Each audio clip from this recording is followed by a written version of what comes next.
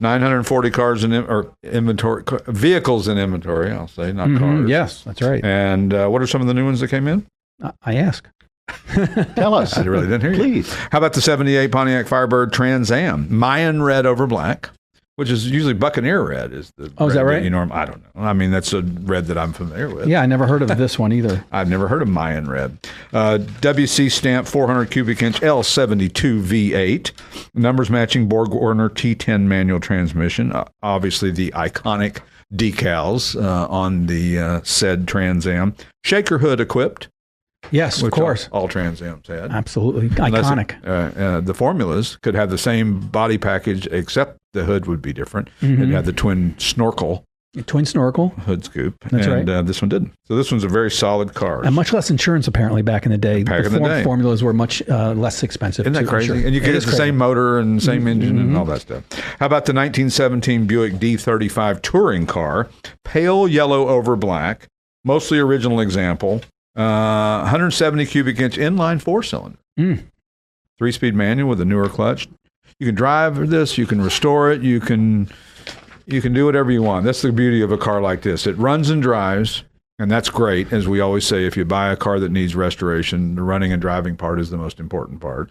And then decide what level you want to go to. Do you want to completely restore it? Do you want to sympathetically restore it, which means that you fix the things that are kind of obvious and don't go deep into, frame and chassis and all that stuff. So how about the 68 Ford Mustang California Special hardtop? Candy apple red over black. Includes the Marty report. It's got the 289 cubic inch V8, the Tremec T5 manual. So had a little liberty taken with it. Yeah, but it's still a real deal California Special. Ford 9-inch rear, 4-link coilover rear suspension, true California Special. And this was a thing that Ford did back in the day in 68, obviously, February. Built a limited edition, the CS, the GT/CS, which stood for California Special. They were just trying to spark the pony car, keep that going. And, they realized that it was cool and it was great. I think they built 4,118 of them. And I think it worked, I guess. It looked sort of Shelby-ish with the wheels that they had. And so, one of those things that you never know till you try. And they also did the High Country edition, which we just sold. That's right. Which was only sold to dealers in Denver, Colorado. Did they do the hillbilly version in East Tennessee? I don't recall that. No, and Don has an interesting special edition version. I forget what it's called. Right. But so they made these special editions to try to spark interest in sales. Think how many different Mustang iterations there's been over the years. Oh, yeah. Oh, my God. Between the Shelbys, the GT500, the GT350, the KRs, all the different versions, and then the new resurrected Shelby stuff in the 2000s and 2000. I still love that 2000.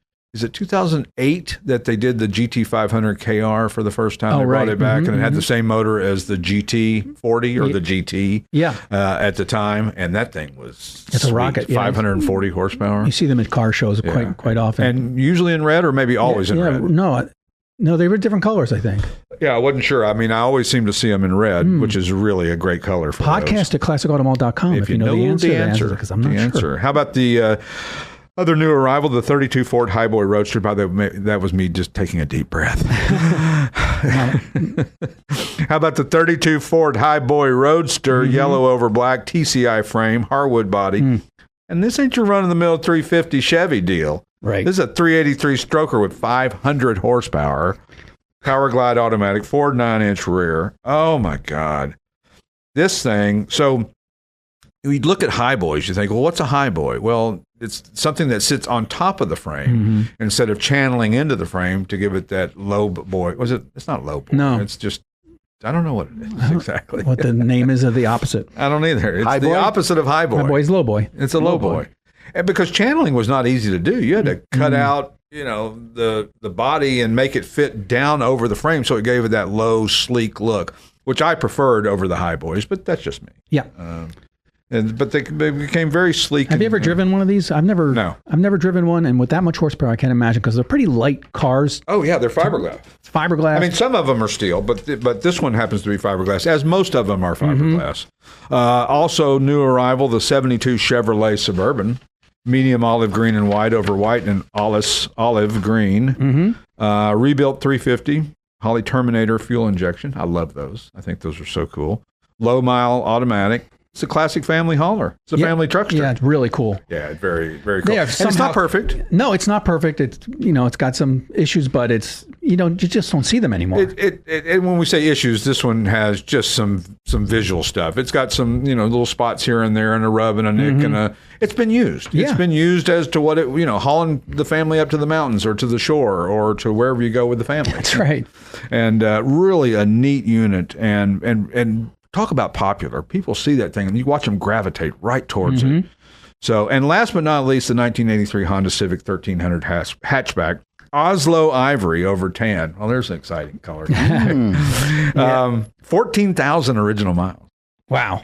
Somebody put one of these away. That's amazing. Garage kept. Absolutely. 1.3 liter single overhead cam inline four with a 4-speed manual. Very original example. And this thing, I mean, think about it. They're still making Civics today. Right.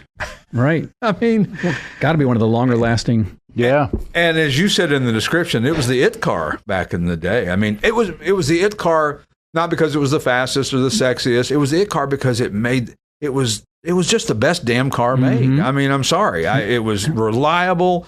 It was economical. It didn't look bad. It wasn't garish to look at. It looked cool. It was different. What we saw back in the day. And in 1983, I think they sold 137,000. And 1 million of them had been sold already in previous years. I mean, you remember when the first Civic came out? It was tiny. And this was close. What year would a first Civic been? 81? Yeah, earlier. Yeah. A couple of years ago, 80. I remember I had a 77 Honda motorcycle, and I heard Honda cars were coming out, and my bike was so good, I remember remarking to somebody, if their cars are as good as their motorcycles, it's going to be a heck of a car. Apparently Honda generators are some of the best in the market. They're great. Right? Yeah. They're fantastic. And they used to make mowers and all that stuff. They don't really make all those anymore. They make a jet now. Oh, they do? A Honda jet. It's got to be good. Yeah, it has to be good. It's reliable. That's what you want. It's an excellent jet. Yeah, and you want reliability when you're 35,000 feet above sea level.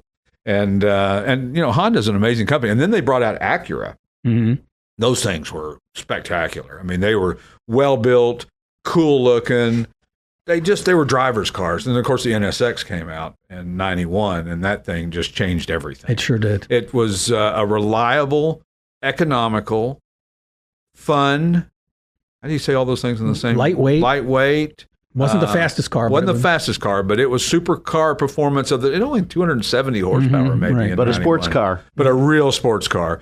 And a 9,000 RPM redline, which no cars had back in the day. I mean, Formula One cars did, but no street-going cars had that kind of redline. And if you ever driven one, it's hard. 9,000 RPM, it's hard not to take your foot out of it too early. You think, oh my God, I'm going to blow this thing up. And you're not. Have we ever represented one here at the mall? We have not. I don't think we have. I don't think we have. If you know that we're wrong, podcast at Classic Auto. Or if you have one, you'd like to consign, then hey, we got the space. I see you in blue, but there's a guy parks outside. I put a note on the car. I'm like, what are you going to do with this car? You put a little note on his window that says, "Call Steve if you ever need." It's out in the rain. Come on, man.